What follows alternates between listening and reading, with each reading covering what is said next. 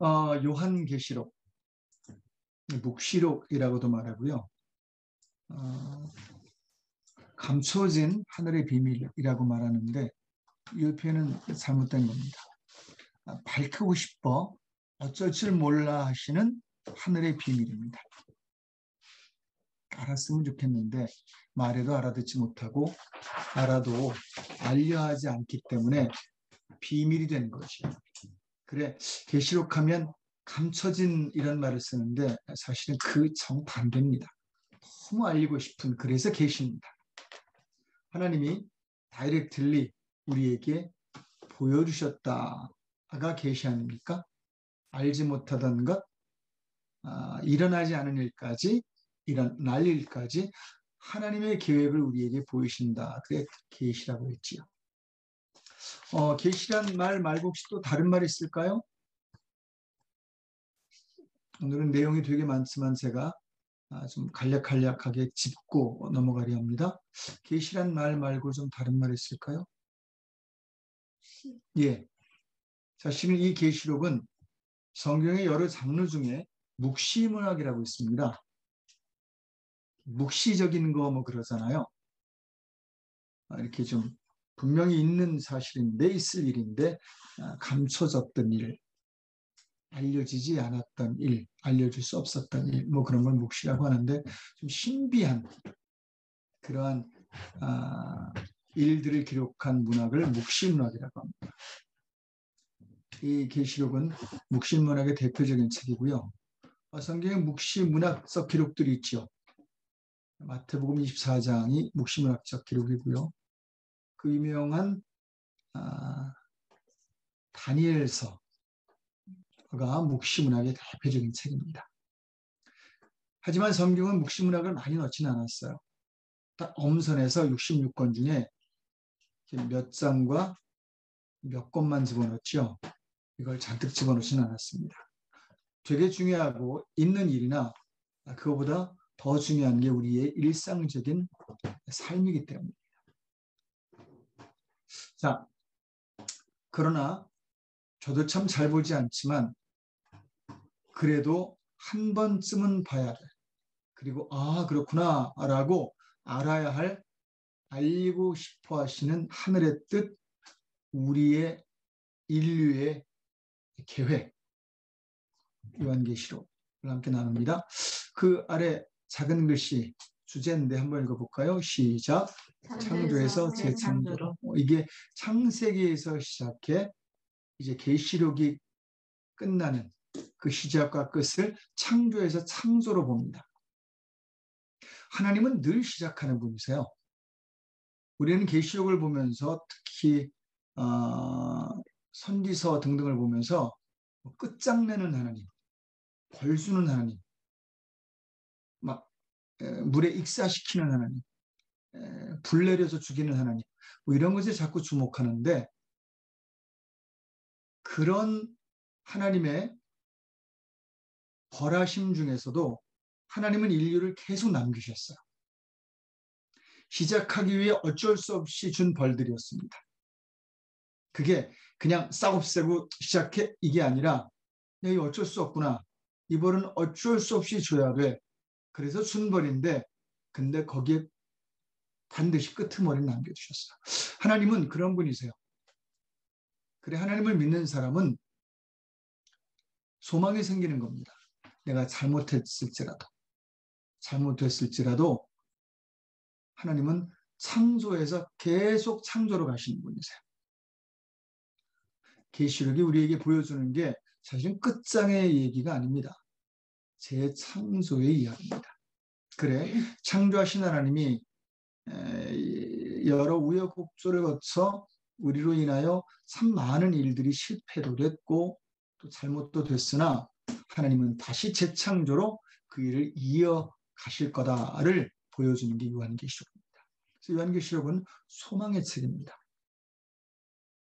하지만 이 책을 보며 절망할 수 있습니다.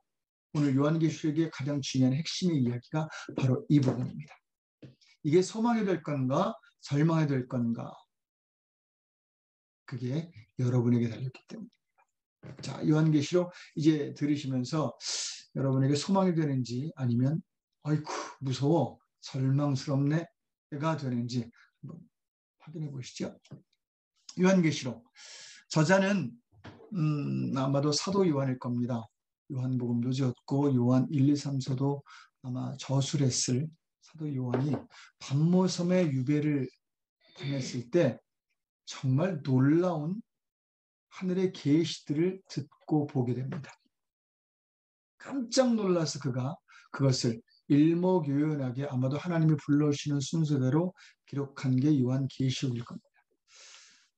이 책에도 기록되어 있지만 알려라, 보여라, 자세히. 그러나 그들이 알 수 있게끔 알려라. 하늘의 일이니까 완전히 땅의 것으로만 말할 수는 없어서 안타까우나 알려라. 라는 알림의 책입니다. 꼭 알아야 될 건데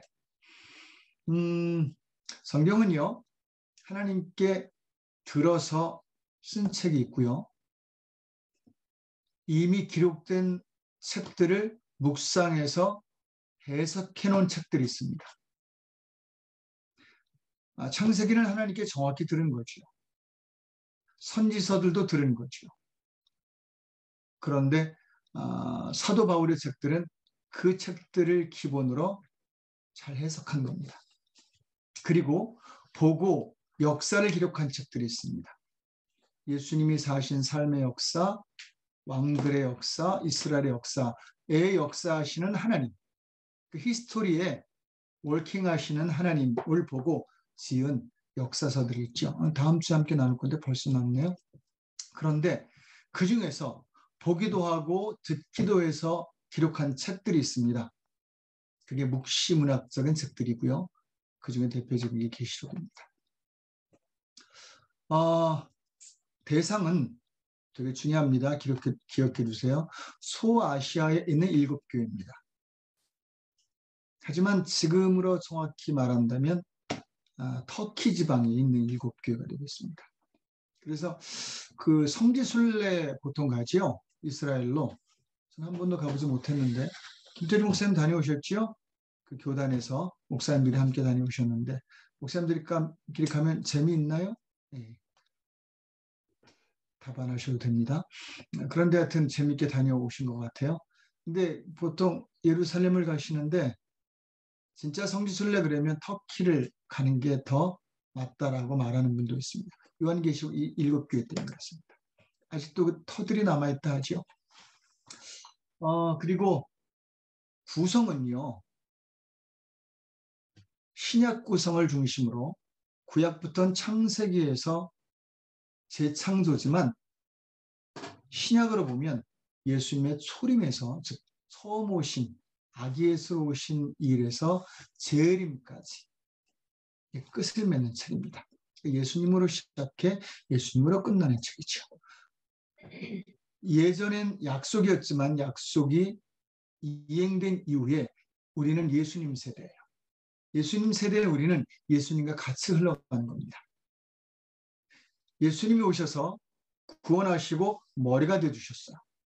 예수님의 몸으로 살다가 마지막 예수님의 재림으로 우리 모든 인류가 이제 새로운 다음 하나님의 플랜으로 넘어가는 겁니다. 이제 그러려면 이 땅 자체가 끝나야지요. 근데 어떻게 끝날 건가에 대한 기록이 바로 요한계시록에 자세히 나와 있죠. 묵시문학에 속하고요. 그래서 그런지 숫자, 상징적 표현, 그 다음에 흑백 논리 이게 되게 분명한 책입니다. 이쪽에 속할래, 이쪽에 속할래, 이쪽에 속하면 망해, 이쪽에 속하면 구원받아 이렇게 아주 정확하게 구분하는 책입니다. 어떤 성경들은 잘 선택해 이렇게 하면 좀 배려야 이렇게 하면 좀 더 안 좋을 수 있어 그러나 선택할 수 있어 이런 성경도 있거든요. 그런데 계시록만큼은 마지막 날이니까요. 딱 구분합니다. 이쪽이야 이쪽이야 선택해 그럴 때가 온다는 거죠. 그 중에서도 특히 이제 이게 그 예전 한국교회에서 많이 주장했던 것들이기도 하고요. 또한 사입이라고 말하는 이단들이 있죠. 그분들이 이 계시록에서 많은 영감을 받아서 숫자에 대한 이야기를 되게 많이 합니다.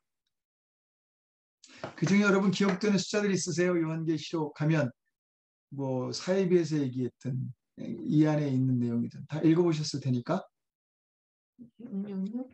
예, 뭐 666이라는 것도 있고요. 그게 짐승의 표다 그래서 그게 컴퓨터다 그래서 뭐 한동안 굉장히 좀 이슈가 됐었죠. 제 생각엔 아닌 것 같아요. 컴퓨터가 활용될 수는 있으나 그건 아닌 것 같고요. 또 뭐 어떤 숫자가 있었을까요? 13. 예? 13. 지금 어떤 분이 13이라고. 14만 4천. 예. 정말 그 소위 이단이라고 하는 분들이 가장 많이 주장하는 신천지에서도 가장 많이 주장하는 문선명 씨도 가장 많이 주장했던 게 14만 4천 명의 구원받은 자입니다. 그 안에 들어와야 된다 하지요. 우리 교회는 걱정하지 마십시오. 14만 4천 명이 뭐 아니니까 다 구원 가능합니다. 자리 아직 안 찼어요. 근데 그 많은 그 좀 이상한 단체에서 이 14만 4천에 대한 이야기를 굉장히 많이 합니다. 이거는 그냥 12지파에서 몇 명씩 해서 대표적으로 표현한 것뿐인데 하지만 되게 중요한 겁니다. 구원 받는 자들이 하나님 앞에 많이 제한될 거다. 속해야 구원받는다. 그 얘기거든요. 12지파에 속하지 않으면 구원 못 받아. 이런 의미적인 표현이라 속해야 합니다. belong to, believe in 다 속하는 방법들인데 여튼 뭐 그 외에도요. 뭐 4는 뭐 땅의 숫자다. 뭐 제일 많이 나오는 숫자가 하나 있는데 7이라는 숫자가 나와요. 아마 계시록에 어떤 숫자보다 많이 나오는 숫자일 겁니다. 하나님은 7로 많이 좀 이렇게 풀어가시는 것 같아요. 왜 그러신지 모르지만 그분이 아마 6일을 일하시고 하루 안식한 그 7일을 기준해서 그렇게 하시지 않았나 싶은데 글쎄요. 하나님이 그렇게 하셨는지 모르지만 너무 또 7에 묶여서도 곤란합니다. 뭐 6천 년이 지났거든요. 지금. 그래서 7천 년대쯤 되는 지금 밀레니엄 이후가 심판의 이제 해다 이렇게 보는 사람도 있거든요. 조심스럽습니다. 여튼 7이라는 숫자는 하늘의 숫자다 뭐 이렇게 나오기도 하고 아까 말씀하신 대로 6, 666 뭐 이런 표현들 10이라는 표현도 있습니다. 그건 이제 뭐 하늘의 백성의 표 아닌가. 그런데 12지파를 중심으로 한 그런 상징적인 표현입니다. 여튼 되게 많습니다. 이 모든 것들이 그 날에 대한 이야기입니다. The Day라고 말하죠. 이걸 보면 그 터미네이터가 이 말을 인용했죠. 영화. 기억나시나요? 터미네이터 영화? 거기서 바로 심판의 날 이렇게 합니다. 그런 영화들이 굉장히 비성서적인 메시지를 주는 겁니다. 심판의 날이라고 말하거든요. 여러분 잘 생각하세요. 하나님이 심판하고 싶으시겠습니까? 심판할 수밖에 없을 수는 있습니다. 그리고 아마도 심판할 일들이 있을 것 같습니다. 그러나 하나님은 베드로서에서도 그랬고요. 그리고 하나님 모든 묵시문학에서 계시적인 표현에서 말씀하시기를 그때 심판이 아니라 구원의 주로 신랑으로 오고 싶어 하세요. 여튼 그런데 좀 무서운 심판의 일들이 있을 것 같습니다. 지금 우리를 봐서 그런데 그래서 그날을 중심으로 기록한 책인데 기록의 목적이 있습니다. 여기 뒷 그림을 보면 나름 제가 배경을 넣었는데 이제 그 김태리 목사님만큼은 아니지만 좀 나름 좀 뭔가를 제가 해보고 있습니다. 시도들을 보이시나요? 여기 보면 에베소부터 버가모 등등 요 사람 있는 데 있죠? 예, 요쯤이 바로 그 갈릴리입니다. 그리고 이쪽에서 쭉 오면 여기가 터키 지방입니다. 그리고 이 밤모습이 보이시나요? 예, 여기에서 아마 갇혀 있었든지 여기 소식을 들었든지 여기 교회를 이렇게 멀리서 그 리모트로 섬겼든지 여기에 교회들에 대한 이야기들의 소식들을 모아서 계시록에 중요한 맥락으로 삼았지요. 그게 7교회입니다. 마지막 날에 대한 기록이고요. 심판날이 아마도 프라바블리 될 거다라고 예언한 가슴 아픈 책입니다. 안 그랬으면 좋겠는데 노아 때처럼 소돔 때처럼 될 것 같다. 그런 책이 이 책입니다. 어떤 분은 그래요. 요한계시록이 안 이루어지기를 기도합시다. 안 이루어지기 위하여 교회가 활동합시다. 이렇게 주장하는 분도 있습니다. 무슨 의미인지 아시겠죠? 자, 그런데 이 요한계시록에서 우리에게 알려주는 아주 중요한 주제가 있습니다. 이게 기록의 목적인데 심판날이 될 거야. 그런데 그 심판은 하나님이 하셔. 무섭게 하셔. 여기에 너무 주목해요. 그건 맞아요. 무서울 겁니다. 정말 여러분 내용을 보셨지만 말도 안 되는 환난과 전쟁과 기근과 그리고 마지막에 완전히 불타 없어지는 일 등등까지 정말 이거는 어떤 끔찍한 영화들을 다 모아놔도 이 정도가 될까 한 그런 장면들이 계시록에 아주 꽉 차 있습니다. 그러니까 심판에 주목하는데 아니요. 계시록은요. 심판에 주목하는 책이 아닙니다. 먼저 사람에게 주목하는 책입니다. 왜냐하면 심판은 사람에게 달렸거든요. 잘못하는 사람에게만 벌을 주지 잘하는 사람에게도 벌을 주진 않아요. 하지만 잘못하는 사람 때문에 잘하는 사람도 벌은 아니나 많은 고난을 겪어요. 그래서 더 벌 받아요. 그리고 더 구원이 필요하고요. 이해되십니까? 우리는 그냥 조용히 산속에서 믿으면 될 것 같은데 그러면 안 되잖아요. 그러니까 세상에 사는데 심판받을 사람들이 있죠.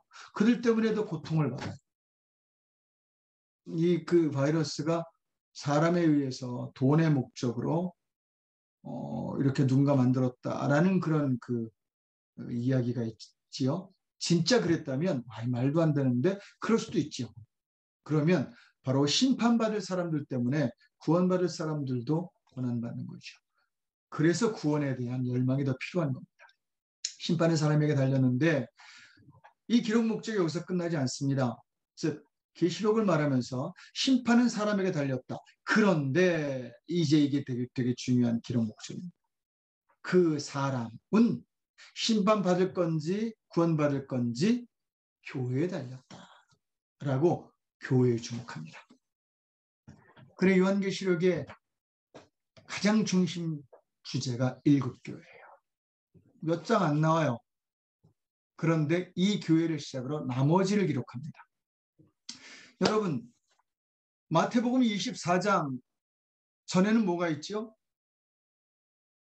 한번 답해 보시죠. 24장 전에는 너무 골똘하신데 23장 있지요. 예. 24장 전에 23장이 무슨 장인 줄 아십니까? 거기 지도자들에 대한 교회에 대한 바리새인에 대한 이야기가 나와요. 그들이 잘못하니까 24장 심판의 날이 오는 겁니다. 심판받을 만한 사람들이 되는 거죠. 그래서 25장 구원받을 사람과 심판받을 사람들이 이렇게 나눠질 거다라고 세 가지 비유를 하죠. 마태복음 23장에서 24장, 25장까지를 저는 묵시문학이라고 봅니다. 소계시록이라고 보고요. 그 얘기가 바로 그대로 요한계시록에 느려 있는 겁니다. 더 자세히. 이 요한계시록의 이 기록 목적 여러분을 향하고 있습니다. 여러분의 교회를 향하고 있죠. 그러면 책의 구성을 볼까요? 책의 구성은 총 1장에서 20장까지 되어 있는데 맞죠? 네. 먼저 1장에서 3장은 교회 얘기와 함께 요한 당시 상황을 조금 설명해 줍니다. 아무래도 모든 서신서가 그렇죠. 뭐 축복도 하고 묻기도 하고 또 내가 이렇게 해서 쓴다라고 밝히기도 합니다. 그런 가운데 1장, 3장은 좀 긴 서론이지만 아주 중요한 본론 같은 서론입니다. 거기에 이제 야 교회들아, 이 나머지 장들은 니들에게 달렸어. 심지어 이 나머지 장들이 니들의 이러이러한 모습 때문에 더 고통스러울 수 있어. 그런데 너희들의 이러이러한 좋은 모습 때문에 그 희망은 있거든. 이게 이제 1장 3장에서 딱 써주는 가장 중요한, 계시록에서 이거 보면 다 보는 겁니다. 나머지는 봐도 잘 모르고요. 해석도 분분합니다. 저도 그래서 오늘은 웬만하면 나머지 장을 너무 길기도 하고요. 너무 기묘한 이야기들이라 제가 다 설명하지는 않겠습니다. 제 나름대로 설명할 수 있으나 너무 시간이 걸려요. 내용이 너무 방대합니다. 이거 하나만 가지고도 정말 1년을 해도 모자랍니다. 그런데 그러고 싶지는 않고요. 대신 큼직큼직하게 여러분에게 설명만 드리도록 하겠습니다. 그런데 그게 1장에서 3장을 중심으로 이제 나머지가 이어진다는 것, 일단 그 전제로 4장 5장에선 바로 그런 교회야 너희들이 잘못했어. 그러므로 말미암아 심판받을 사람들이 되게 많아져. 인류 전체가 일단 심판을 받아야 되네. 근데 그 심판이 누가 하느냐? 4장 5장 되게 중요한 부분입니다. 어린 양이 심판을 시행할 거라 그래요. 여러분 왜 어린 양이라고 그랬을까요? 되게 권위가 없지 않아요? 좀 권위 있으려면 반군의 주 뭐 이런 거, 전능하신 하나님의 아들 뭐 이렇게 말해야 되는데, 하나님 그러면 더 걸맞지요. 야훼 이렇게 말하면 더 맞는데, 어린 양 뭔가 좀 굉장히 뭐야, 애가 어른에게 덤벼 뭐 이런, 애가 벌줘 뭐 이런 느낌이 있지 않습니까? 왜 근데 굳이 어린 양이라고 했을까요? 혹시 계시록은 답하기가 참 어렵습니다. 근데 혹시 있으시면. 예수님을 상징하는 거 아닌가요? 두 분이 동시에 말씀하셔서 오버랩됐습니다. 먼저 박수사님. 예수님을 말씀하시는 거 아닌가요? 예, 예수님이죠. 그런데 왜 어린 양이라고 했습니까? 죄 없음을 뜻하는 것. 예, 그걸 기준으로 이 땅을 심판할 유일한 자격으로서의 이 땅의 죄를 다 짊어지고 죽으신 예수님의 심판이라 누구도 말할 수 없다는 이야기예요.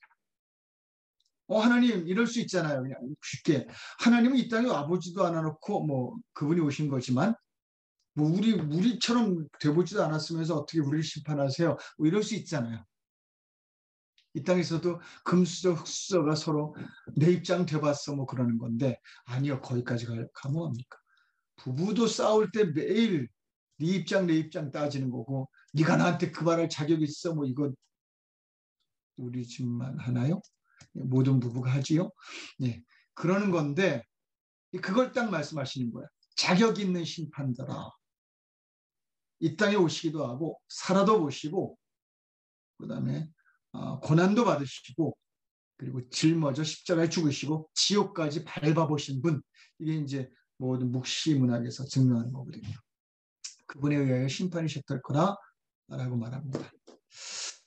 자, 그리고 정말 가장 해석이 분분하고 여기에서 가장 많은 사이비들이 비롯된 그 유명한 6장에서 16장입니다. 그 심판의 내용이에요. 아주 신비하지요.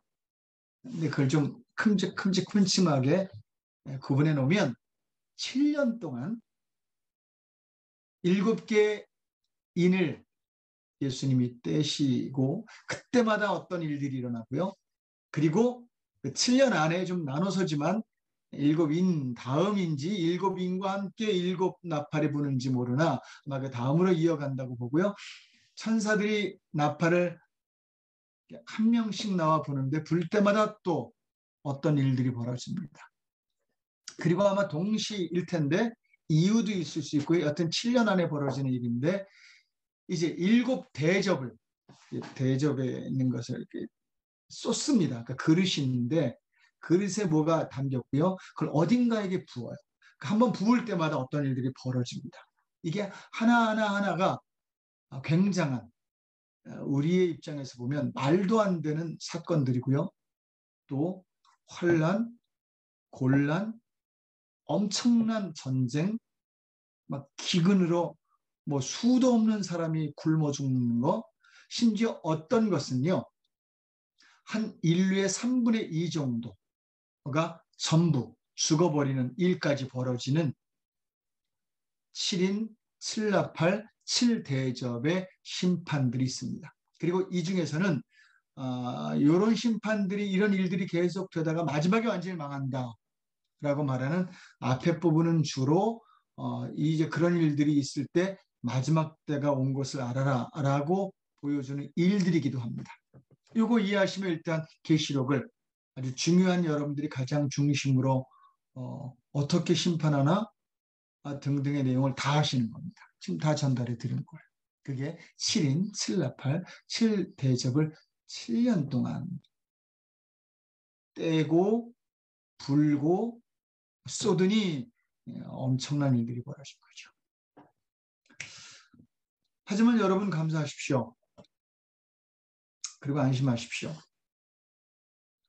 이런 일이 있어도, 물론 고난받는 사람은 있으나 믿는 사람은 이 일들을 좀 받을 때도 있으나 결국은 피해갑니다. 그 유명한 휴거라는 사건, 산채로 들림받는다라는 걸 인한 두 분을 통해 우리에게 보여주셨잖아요. 누구누구인지 아시죠? 이런 일 없어 그럴까봐 에녹과 엘리야를 한번 그렇게 하셨죠. 그 다음에 죽었다가 믿은 자들이 살아서 다시 하늘로 올라가는 일을 예수님이 죽으실 때 한 번 더 보여주셨죠. 무덤이 열리거나, 다 이런 예시라고도 말합니다. 그때 당시의 의미도 있고요. 여튼 하나님을 믿었던 사람들은 이런 일로부터 좀 제외가 됩니다. 예외가 되죠. 아이, 고맙죠. 그런데 그런 사람이 있어요. 그 길가 같은 사람, 여기도 속하고 저기도 속했던, 주일날은 크리스찬이요, 6일 동안은 난 크리스찬으로 산 사람들, 욕심도 자제하지 않고 방탕에 자신의 방임도 하는, 그러나 하나님을 믿었던 사람들, 제일 억울할 사람들, 20년, 30년, 50년 주일날 나갔는데 지옥 갈 수 있는 사람들, 얼마나 억울해요? 안 가고 지옥 가면 억울하진 않죠. 그런 사람들은 고난을 다 받고요. 거기서 끝나느냐? 아니요. 한 번 더 기회를 주신답니다. 다시 이들이 이 고난을 통해서, 혼란을 통해서 견디면서 넘어가지 않고 다시 나에게 오겠느냐? 그러니까 지금보다 더 불법을 행하거나 불의를 행하지 않으면 못 사는 시대가 온다는 거예요. 욕심으로 살지 않으면 밥 한 끼도 제대로 먹지 않은 시대가 오고요. 남의 거 뺏지 않으면 결코 아무것도 가질 수 없는 시대가 올 거라는 거예요. 지금은 그래도 내가 여유롭게 그걸 욕심해야지 먹고는 살아. 근데 마지막을 할 때는요, 말도 안 되는, 내가 남의 걸 뺏지 않으면 굶어 죽을 때가 온다는 거예요. 그런데 그럴 때 내가 굶어 죽을 각오로 지금도 욕심 부렸는데 그때 욕심을 안 부릴 수 있느냐? 마지막 기회예요. 더 어려운 기회겠죠? 그런데 그런 기회를 하나님은 놓지 않으십니다. 그 얘기들이 이 안에 계속 반복됩니다. 하지만 결론은 그거예요. 17장에서 20장까지. 그러니까 바벨론, 황충이 다 먹어버릴 바벨론. 이거 이제 어떤 분들은, 그 이단들은요, 지금 큰 교회들을 바벨론 교회라고 불러요. 그래서 미국에 있는 그 여자분이 교주인 어떤 분을 제가 아는 어떤 분이 믿어가지고, 그 자녀들이 저에게 그분이 그걸 좀 안 믿도록 분별해 주세요. 그래서 그분 제가 테이블 CD를 정말 열 몇 개를 갖다 계속 들었거든요. 그런데 그분의 그 핵심 중에 하나는 계시록 강의와 함께 이 땅의 큰 교회들, 그리고 일반 교회들이 바벨론이라는 거예요. 거기에 잘못된 부분을 지적하고요. 그걸 저희가 다 깨버려야 한다는 거죠. 자기들은 황충때라는 거죠. 그래서 제가 그분에게 그랬어요. 그 따라가는 분에게, 우리는 사람이지 황충이 아닙니다. 그래서 그분이 돌아서셨어요. 여튼 그 바벨론, 뭐 큰 교회는 아니죠.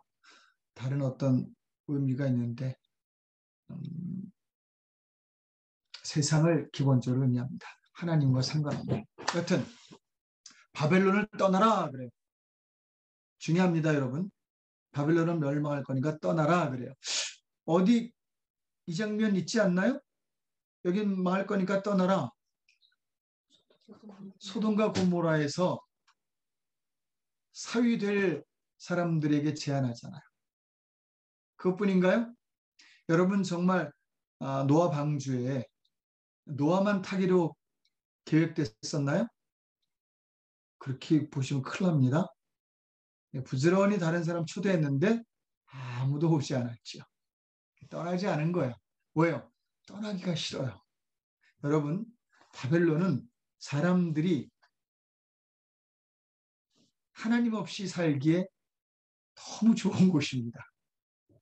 불법을 행하고 남의 것을 뺏고 등등이 너무 자연스럽고요. 하나님 뜻대로 사는 게 어리석어 보이는 곳입니다. 그게 손해 같고요. 너 위해서 벌라는 거야. 너 위해서 공부하라는 거야. 이런 바벨론들이 얼마나 좋아요. 그렇죠? 남 주지 말고 너 먹고 살라고 얼마나 좋아요. 내 가족만 나만 얼마나 좋아요. 이 핑계 저 핑계 다 들이대면서 하나님의 뜻은 따르지 않아도 되는 땅 바벨론이죠. 떠나기 힘들어요, 여러분. 이거 얼마나 떠나기 힘들면 두 눈이 한 눈 되는 것 같고 두 발이 한 발 되는 것 같다 그래요. 너무 불편하고 너무 힘든 삶으로 비유하잖아요. 여기를 떠나는 걸. 근데 떠나라 그래요.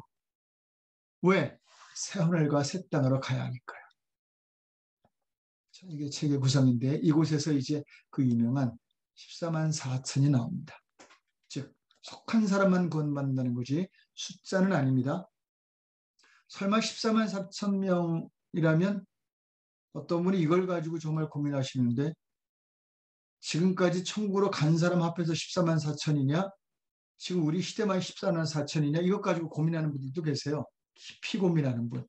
정말 쓸데없는 고민인데 근데 문제는 지도자가 이런 걸 이렇게 주장하잖아요. 또 믿게 돼요.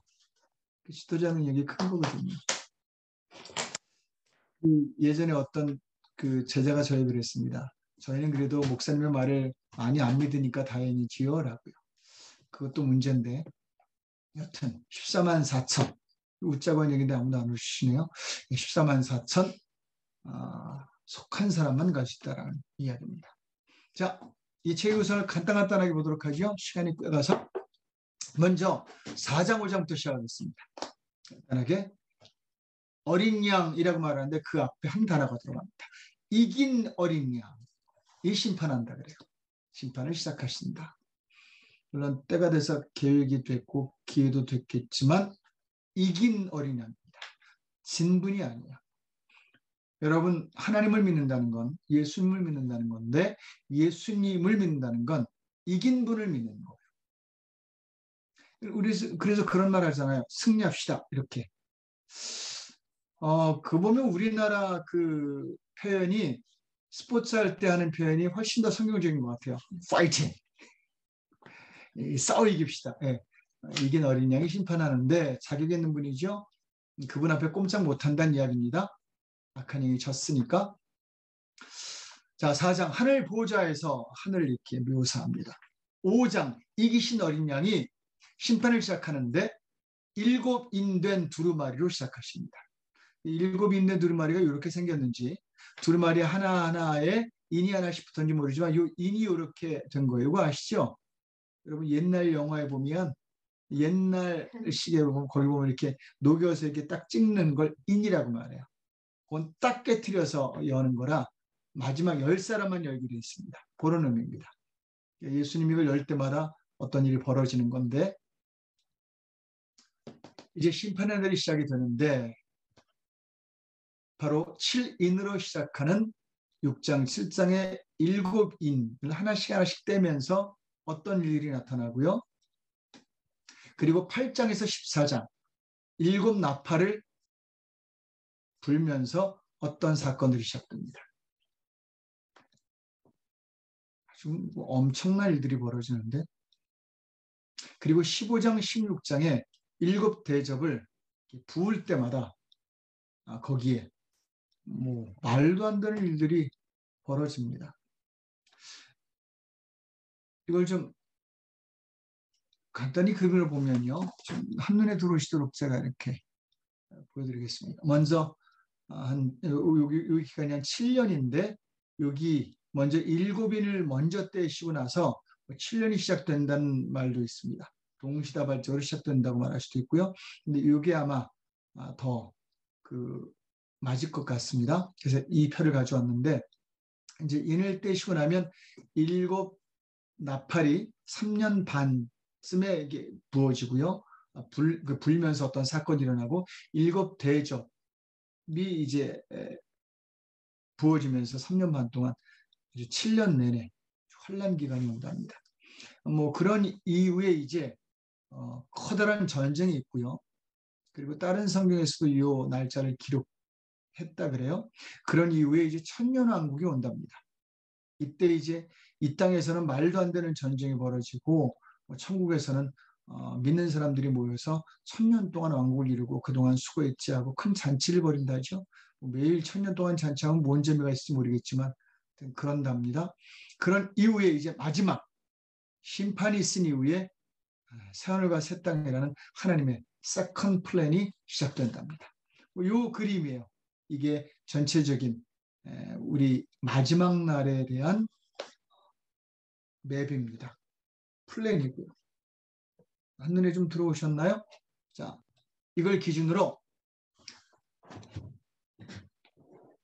거기 이제 성경에 보면 여러분 뭐 흰말 나왔다, 붉은 말 나왔다, 거물말 나왔다 막 그러죠.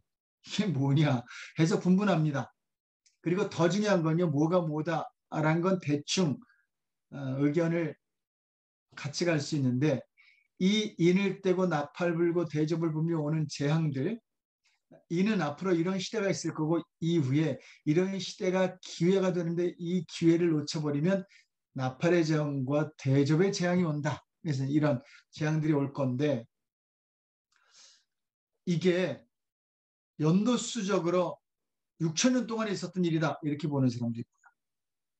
마지막 날에 지금은 안 일어났지만 일어날 거다라고 보는 사람도 있고요. 아니면 아니다. 지금 이미 일어나고 있다. 그래서 어떤 분은 지금은 뭐 한 3번째쯤이다. 4번째쯤이다. 아니야. 지금은 5번째 대접이야. 뭐 이렇게 지금으로 보는 사람도 있습니다. 그렇지만 거기에 대해서는 모르겠습니다. 그러나 이런 일들이 우리 안에 일어나고는 있습니다. 그래요. 그게 이전에 몇천 년 동안 이루어진 건지 아니면 지금 일어나고 있는지 아니면 앞으로 마지막에 일어날지는 모르겠어요. 하지만 분명한 건 끔찍한 일들이 하나님을 따르지 않는 사람, 하나님께 속하지 않는 사람에게 다이렉트리, 직격탄이라 그러죠. 있을 거라는 겁니다. 여러분, 기독교회는요, 여기에서 안심할 수 있죠? 아니요. 기독교회는 안심해서는 안 됩니다. 끄집어내야죠. 내 아는 사람부터 이 꼴 안 당하도록 전도해야지요. 인도해야지요. 데리고 나와야지요. 내 사유될 사람 데리고 나와야죠. 내 가족 데리고 나와야죠. 사랑하는 사람, 아는 사람 데리고 나와야죠. 유다에 있는 사람들 데리고 나와야죠. 사마리아에 있는 사람들 데리고 나와야지. 땅끝에 있는 사람들 함께 나와야죠. 이 일 받지 않도록 해야죠.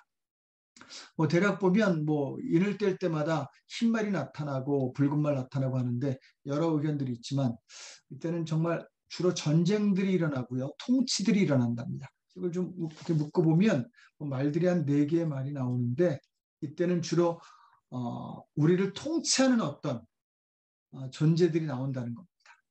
통치하는 존재 중에 좋은 존재도 있고 좋지 않은 존재도 있는데 주로 우리를 물질로 통치하고요. 생각으로 통치하고요. 또 우리 삶의 필요 등등으로 우리를 통치하고 또 강압적으로 통치하는 어떤 시대들이 올 거랍니다. 그런 사람들이 있을 거고요. 동시다발적으로 이 땅에 일어나는 일들일 수도 있습니다. 지금 이 모든 일들이. 그리고 이제 다섯 번째 인을 뗄 때쯤 되면 많은 성도들이 핍박을 받게 된답니다. 이제 그 말은 이런 일이 있은 이후에 신앙 갖기가 힘들어진다는 거죠. 악한 영이 정체를 드러내서 신앙 자체를 핍박하는 때가 올 거라는 겁니다. 그런 때가 있었죠. 시대적으로 예, 로마 황제 때도 불을 내놓고 기독교인이 불렸다고 했던 네로 황제라는 사람도 있었고요. 기독교인들이 순교로 죽고 카타콤이라는 데, 즉 무덤에서 도망다니면서 굴뚝고 살았던 그런 역사도 있습니다.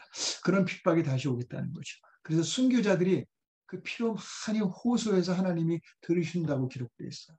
얼마나 많이 순교자가 생깁니다. 그리고 이제 뭐 그 다음에 정말 여섯 번째를 때면요, 우주 자체의 어떤 그 변화들이 끔찍한 변화들이 일 거랍니다. 일곱째까지. 그런 이후에 이제 7년이 시작되는 걸로 본다면 나팔이 하나 불 때마다 땅의 3분질의 재앙을 받고요. 수목, 수풀 이런 것들이 바다가 재앙을 받고요. 강 이런 것들이 오염되고 사람들이 죽어가고요. 해, 달 뭐 이런 것들이 역시 빛을 잃고요. 이제 뭘 말하는지 모르겠습니다.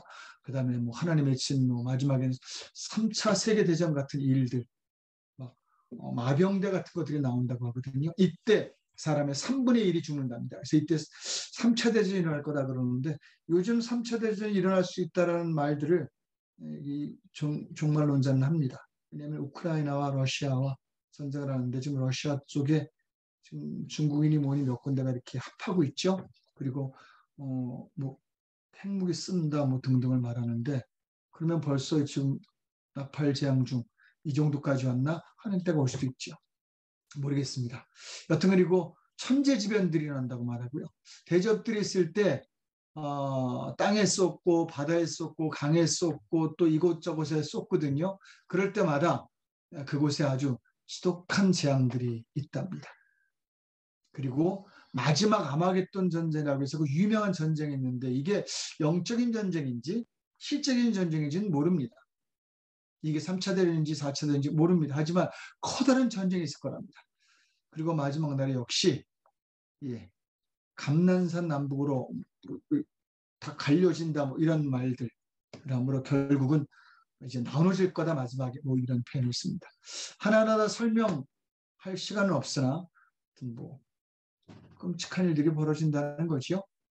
그리고 이 일들은 이렇게 하나하나 이루어질 거랍니다. 근데 여러분 더 중요한 게 있어요. 이 질문을 하려고 그러는데 이게 하나님의 계획대로 이렇게 진행되는 걸까요? 하나님이 이 일을 다 계획하셔서 이제 몇 년도 되면 이거, 몇 년도 되면 이거 맞나요? 아니에요. 놀랍게도 그 연수 등등을 함부로 말할 수 없는 게 7년인지 아닌지 그게 상징적인 표현이라고 보는데 중요한 건 하나님이 먼 미래를 보시니까 지금의 사람들을 보고 과거의 사람들을 보고 미래를 예측하시니까 이러이러한 일들로 이러한 일들을 벌이고 이 중에는 상당히 사람들 자체가 벌이는 일도 있을 수 있다는 거야. 오염시키고 전쟁하고 기근이 일어나는 것까지 결국은 사람들이 벌리는 일일 수 있다는 겁니다. 그리고 이런 일들을 사람들이 이제 이런 일들을 맞이할 수밖에 없어. 나는 할 수 없이 심판하게 될 거다라는 게 이런 내용이라고 저는 생각합니다. 하지만 하나님은 17장에서 20장에 말씀하시죠. 이제 이런 바벨론은 떠나자. 지금 우리 사는 이 인류와 세대를 말합니다. 나랑 반목하는 너희, 내 말 듣지 않는 너희, 나 방해하는 너희, 그리고 악한 영을 따르는 너희, 그들을 아비 삼는 너희, 이 바벨론의 대표적인 고유명사예요. 대명사입니다. 바벨론을 떠나 새하늘과 새 땅으로 가자라고 말합니다. 여러분 그거 아세요? 계시록은요 초대장입니다. 마지막 날을 다 알려주고 그 마지막 날에 끔찍한 일이 있을 거다. 뭐 이런 일을 피하자, 도망가자라고 도피성의 의미도 있지만 계시록은 그런 일 일어나지 않게 혹시 그런 일 일어나더라도 일어날 것 같은데 야, 좀 많이 왔으면 좋겠어. 초대하는 거예요. 여러분, 예수님이 사람들 초대했습니다. 비유지요? 무슨 비유 하려는지 아시죠? 그 비유가 이 비유예요. 계시록의 비유예요. 초대했습니다. 자, 사람들이 어떻게 하죠? 그 유명한 얘기 있잖아요. 그 노래 모르세요? 죄송해요, 죄송해요. 정말 잔치에 갈 수 없어. 장가 가야 하고 소도 사야 하고 동가 밭에 나가서 할 일은 많아. 죄송해요, 못 가겠어요. 그 모르세요? 그 주일학교 때 많이 불렀던 노래인데. 네. 그게 그 노래예요. 초대했습니다. 많이 오도록. 근데 안 와요. 그랬더니 주인이 어떻게 하죠? 오케이. 야, 들로 산으로 나가서 많은 사람을 데려와라. 나에게 속해야 될 사람들이 저러니 저거 되겠니? 부지런히 사람을 모아라. 초대장입니다. 여러분, 성경 그중에서도 계시록은 초대장이에요. 끔찍한 그날에 대한 보고서가 아니라 예언서가 아니라 초대장입니다. 결론을 맺죠. 여기에 가장 중요한 것이 있습니다. 여러분, 누가 누구를 초대해야 됩니까? 2장 3장에 나오는 교회가 사람들을 초대해야지. 여러분, 전도해야 돼요. 교회가 교회 역할을 해야 됩니다. 교회가 성경을 지키지 않으면 누가 지킵니까? 성경에서 하라는 거 교회가 가르치고 해야 됩니다. 좀 평생 말씀을 가르치려는 사람인데 이것 때문이에요. 이런 명령들 때문에. 농가 밭에 나가 사람들을 모아오는 거죠. 들로 산으로 가서라도. 일곱 교회. 7자 많이 나오죠? 상징적인 표현입니다. 7이 하늘의 숫자라고 보는 거니까요. 하나님이 믿고 맡긴 교회. 그 교회들이 에베소, 서머나, 버가모, 두아드리아, 사대, 빌라델비아, 그리고 라오디게아 교회입니다. 그런데 거기 보면요, 칭찬한 게 있고 뭐라고 한 게 있어요. 책망이죠. 여러분, 다 보지 않겠습니다. 칭찬받을 일들을 해야 됩니다. 이런 교회를 해야 돼요. 역시 다 읽지 않겠습니다. 책망받을 일이 없어야 합니다. 그리고 권면한 게 있습니다. 일해야 합니다. 함께 읽어볼까요? 시작. 처음 행하자. 그리고 회개해라. 심판이 다가온다. 믿음 지켜라. 회개해라. 굳게 해라. 믿음 지켜라. 열심 내라. 회개해라. 회개가 왜 이렇게 많은지요, 그죠? 회개와 믿음을 강조하고요. 그 다음에 충성으로 행동하라 라는 게 교회에 대한 가르침입니다. 그리고 말합니다. 너희가 이겨라 라고요. 계시록 7교회 공통적으로 나오는 하나의 표현, 이겨라예요. 여기 쓰지 못했습니다. 그러면 나머지 일들이 가능해질 거라는 거예요. 너희 교회만이 아니라 교회로 말미암아 이런 일들이 사람들에게 가능해질 거라고 말하고 있습니다. 생명만물 실과를 먹게 될 거고, 이기면 면류관 쓸 거고, 이기면 만나와 새 이름을 새긴 돌의 이름이 새겨질 거고, 이기면 새벽별처럼 될 거고, 만국을 다스릴 거고, 명예 얻고 흰옷 입을 거고, 그리고 하나님의 임재와 함께 새 예루살렘, 새 이름으로 있는 곳에 갈 거고요. 예수님 보좌에 함께 앉게 될 거라. 그래, 그 다음에 하나님이 원하시는 세상을 만들어갈 거다라고 말합니다. 여러분, 이 중에 제일 하나 딱 주목할 교회가 있습니다. 그거 아세요? 제일 크게 책망받은 교회, 라오디게아 교회입니다. 정확한 표현은 무관심이 아니고 뜨뜻미지근하다 그럽니다. 여러분, 딱 우리들의 모습이에요. 하나님이 어떤 교회에 대한 표현보다 가장 강렬하게 표현한 게 토해내치고 싶다 그랬어요.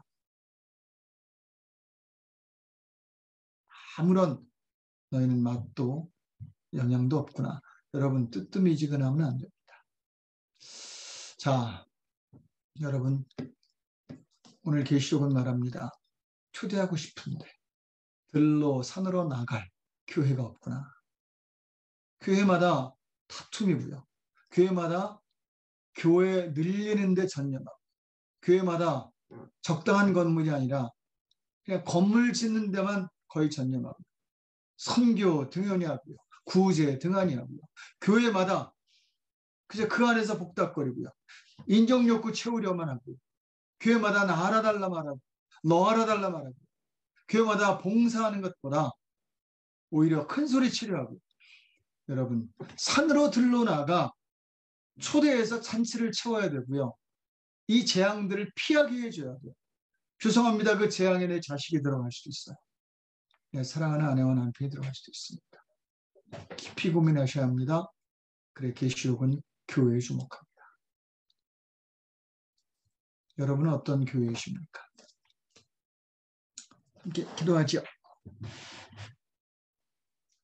함께 기도합니다. 오늘 하나님의 요한계시록을 통하여 온 인류를 초대하십니다. 그 초대장을 쥐고 달려가야 할 파발마 여러분입니다. 여러분의 교회고요. 오늘 교회들이 회개해야 됩니다. 교회가 교회답지 못하고, 교회가 분상하고 싸우고, 교회가 한번 원수지면 풀 줄을 모르고, 회개가 적용되지 않고, 꼬이면 더 꼬이고, 여러분 교회가 아닙니다. 거기엔 저도 회개해야 됩니다. 저도 한몫한 거 있겠죠. 그런 교회들에 여러분 회개하고 저희 교회가 들로 산으로 나가 마라나타 주님 어서 오세요 라고 외칠 수 있는 사람들로 만들어야 합니다. 함께 기도하겠지요.